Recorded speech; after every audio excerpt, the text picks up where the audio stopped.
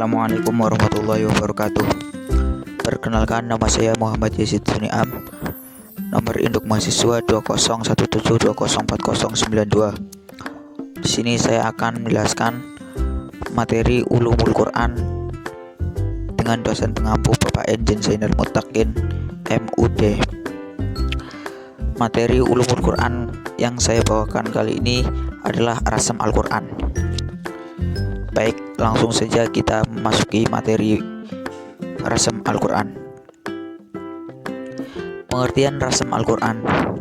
Rasam Al-Quran adalah ilmu yang mempelajari tentang penulisan mushaf Al-Quran yang dilakukan dengan cara khusus, baik dalam penulisan lafal-lafalnya maupun bentuk-bentuk huruf yang digunakan. Macam-macam rasam Al-Quran. 1. Rasam kiasi atau imla'i.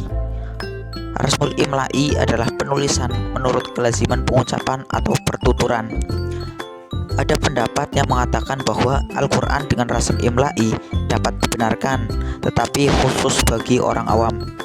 Bagi para ulama atau yang memahami rasam Utsmani, tetap wajib mempertahankan keaslian rasam Utsmani.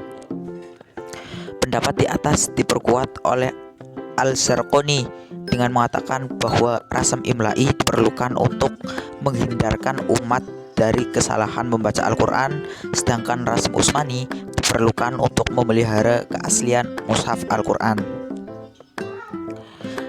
Yang kedua, rasam arudi. Rasam arudi ialah cara menuliskan kalimat-kalimat Arab disesuaikan dengan wazan syair-syair Arab. Yang ketiga, rasam Utsmani.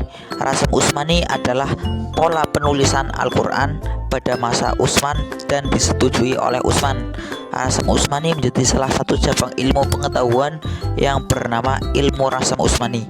Ilmu ini didefinisikan sebagai ilmu untuk mengetahui segi-segi perbedaan antara rasam Utsmani dan untuk mengetahui segi perbedaan antara rasam Utsmani dan kaidah-kaidah rasam istilahi atau rasam yang biasa selalu memperhatikan kecocokan antara tulisan dan ucapan. Sebagai berikut contoh antara rasam Utsmani dengan rasam istilahi. Kaidah-kaidah rasam Utsmani. 1. Kaidah buang atau al-hafd. A. Membuang atau menghilangkan huruf alif. B. Membuang huruf ya, huruf yang dibuang dari setiap mangkusoh munawwan, baik berbaris rof maupun jar. Yang C. Membuat huruf wawu. Huruf wawu dibuang apabila bergandengan dengan wawu juga. Yang D. Membuang huruf lam. Kaidah yang kedua yaitu kaidah penambahan atau al-ziyadah. Penambahan atau al-ziyadah di sini berarti penambahan huruf alif atau ya atau hamzah pada kata-kata tertentu, yaitu penambahan huruf alif, penambahan huruf ya. Ketiga, kaidah hamzah atau al-hamzah. Yang keempat, kaidah penggantian atau al-badal. Yang kelima, kaidah sambung dan pisah atau wasal dan fasl.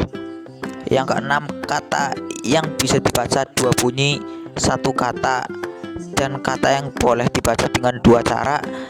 Dalam bahasa Arab, penulisannya disesuaikan dengan salah satu bunyinya. Di dalam mushaf Utsmani, penulisan kata semacam itu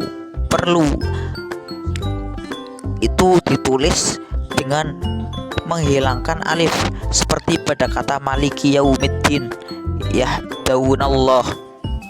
Ayat-ayat ini boleh dibaca dengan menetapkan alif atau mad dan boleh dengan suara tanpa alif sehingga bunyinya pendek. Pendapat ulama tentang rasam Al-Quran.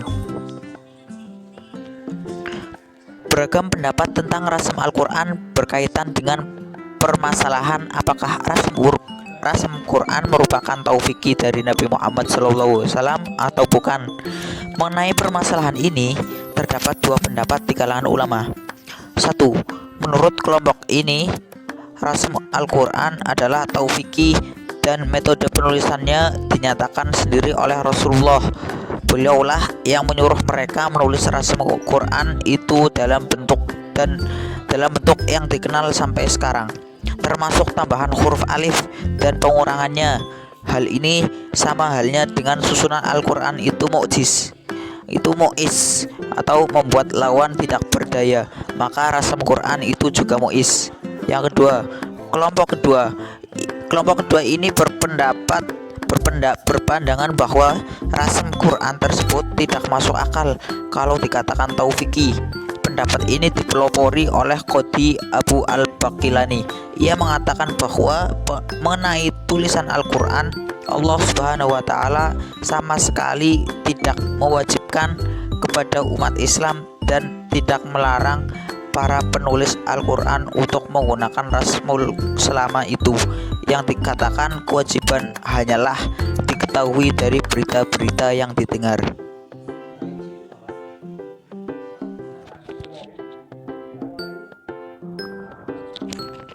Kaitan rasam Al-Quran dengan qiraat. Rasam Utsmani adalah cara penulisan kalimat-kalimat Al-Quran dan huruf-hurufnya yang telah direstui oleh Khalifah Utsmani.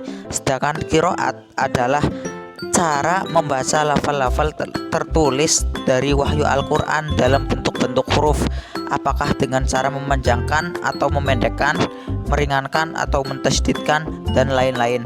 Melihat pengertian rasam Al-Quran dan qiraat tersebut, ternyata terdapat kaitan yang erat antara keduanya, karena apa yang tertulis tentunya akan seperti itu pula bacaan atau pengucapannya. Akan tetapi rasam Al-Quran tidak selamanya seperti itu, karena terkadang antara bacaan atau qiraat dengan tulisannya mengalami perbedaan.